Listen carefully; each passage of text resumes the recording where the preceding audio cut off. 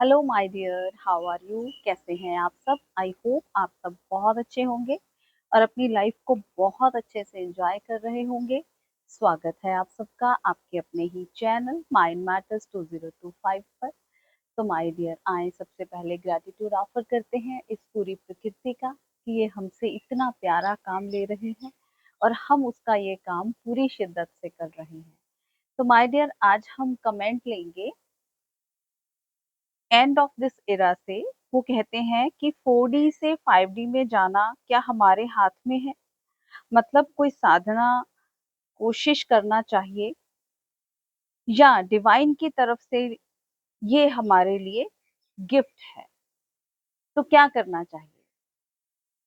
तो my dear, 4D से 5D का सफर, इन्होंने ये पूछा है कि क्या ये अस्तित्व के हाथ में है, डिवाइन के हाथ में है, या हमारी तरफ से कुछ कोशिश होनी चाहिए, कुछ साधना होनी चाहिए। तो ये दोनों चीजों का मिक्सचर है। हम ये नहीं कह सकते कि कंप्लीटली हम डिवाइन के ऊपर छोड़ दें और खुद अपनी तरफ से कुछ भी ना करें। हमें अपनी तरफ से भी साधना करनी होगी। क्यों? क्योंकि हमें अपने आप को तैयार करना है। अगर हम बिना तैयारी के कहेंगे कि हम सब डिवाइन के ऊपर छोड़ देते हैं, तो ऐसा नहीं होगा। हमें अपनी तरफ से पहले पूरी मेहनत करके अपने आप को रेडी करना होगा, और जब हम अपने आप को रेडी कर लेंगे तो डिविनिटी तो बरस ही रही है। वो तो सबके लिए एक जैसी है। बस जो अपने आप को तैयार कर लेता है, मेहनत कर लेता है, उसको वो अनुभव हो जाती है, और जो नहीं करता है उसको वो अनुभव नहीं होती। तो सच तो ये है कि दोनों का मिलन ही असेंशन को संभव कर पाता है। तो 4D से 5D की यात्रा कैसे होती है, उसके लिए मैं आपको कुछ पॉइंट्स बताऊंगी, आप लोग रिलेट कर लीजिएगा।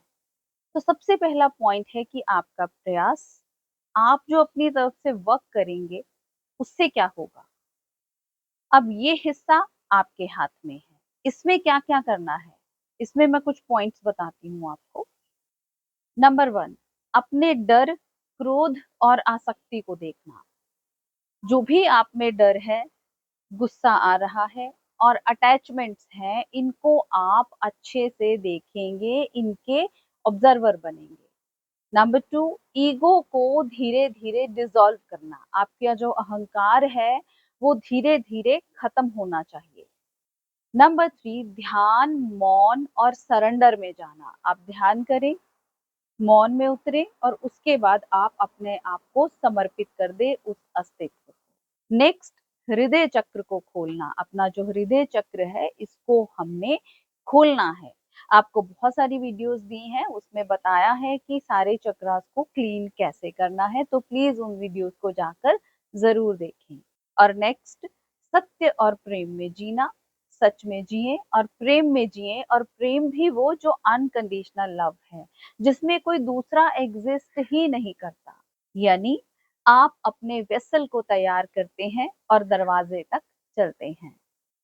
अब नेक्स्ट, डिवाइन ग्रेस, उसकी कृपा। आपने जब अपने हिस्से का काम पूरा कर लिया, जब आप तैयार हो गए, तो फिर आगे डिवाइन ग्रेस मिलती है। अब आगे डिवाइन का काम शुरू होता है। अंतिम छलांग उसकी कृपा से ही लगती है। कई साधक वर्षों तक साधना करते हैं, फिर अचानक से उसकी कृपा उतर आती है। एक दिन भीतर साइलेंस उतर आता है, जैसे कोई अदृश्य शक्ति उस पर बरस रही हो और उसको ऊपर उठा रही हो। क्योंकि 5D कोई अचीवमेंट नहीं है, ये कॉन्शियसनेस का शिफ्ट है, ये चेतना का फैलाव है। अब 4D की सबसे बड़ी परीक्षा। 4D में अक्सर confusion, emotional plane, loneliness, identity collapse, karmic cleansing बहुत बढ़ जाती है। अचानक से आपको अकेला फील होना शुरू हो जाएगा, आपके कर्मास क्लियर हो रहे हैं।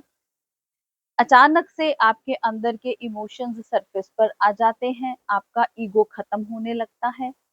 और कन्फ्यूजन बढ़ जाती है, समझ में नहीं आता कि ये क्या हो रहा है, क्लैरिटी नहीं होती, स्पष्ट नहीं होता कि ये मेरे साथ हो क्या रहा है। आपको लगता है कि मैं खत्म होता जा रहा हूँ, आपकी जो आइडेंटिटी है जिसमें आप समझते हैं कि मैं ये हूँ, मैं वो अचानक से आपको खत्म होता नज़र आता है। साधक ये सोचता है कि क्या मैं आगे बढ़ रहा हूँ या मैं टूट रहा हूँ? लेकिन यही टूटना 5D के लिए आपकी जगह बनाता है। अब जब 5D आता है, तो मैं पहुँचा ये भाव भी खत्म हो जाता है क्योंकि मैं ही खत्म हो जाता है। मैं नहीं जा रहा, डिवाइन मुझे लेके जा रहा है। जब सरेंडर गहरा होता है, तो फ्लो शुरू हो जाता है।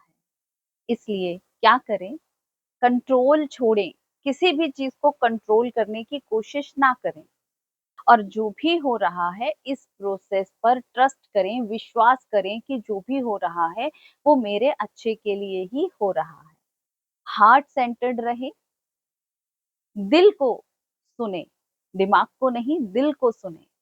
नेचर और साइलेंस से जुड़े, कुदरत में समय बिताएं, मौन रहें, कंपैरिजन बंद करें कि वो ऐसा कर रहा है, उसकी साधना ऐसी जा रही है, उसको ये एक्सपीरियंसेस हो रहे हैं, ये सब छोड़ दें और डिवाइन टाइमिंग का इंतजार करें और उसको स्वीकार करें। हर आत्मा का डिवाइन टाइमिंग अलग होता है। जिसे डिवाइन बुलाता है उसके अंदर अपने आप प्यास जगा देता है, लेकिन अब आगे का जो काम है वो आपको खुद करना है। वहां पर भी अगर आप कहेंगे कि मैं अपने हिस्से का काम नहीं करूंगा, सब कुछ डिवाइन पे छोड़ दूंगा, तो जन्मों जन्मों पर यात्रा पड़ जाएगी। काम अपने हिस्से का आपको करना ही पड़ेगा। तो कमेंट करके बताएं कि क्या प्रोसीजर चल रहा है, क्या क्या आपको फील हो रहा है और क्या आप चाहते हैं, ताकि इस डिवाइन में मैसेज जाए और आपके लिए वैसी ही सिचुएशंस आपके आसपास क्रिएट होनी शुरू हो जाएं। आपका अपना चैनल है, प्यार देते रहें, लाइक करें, शेयर करें, कमेंट करें। मिलते हैं अपनी अगली वीडियो में, तब तक के लिए बाय बाय।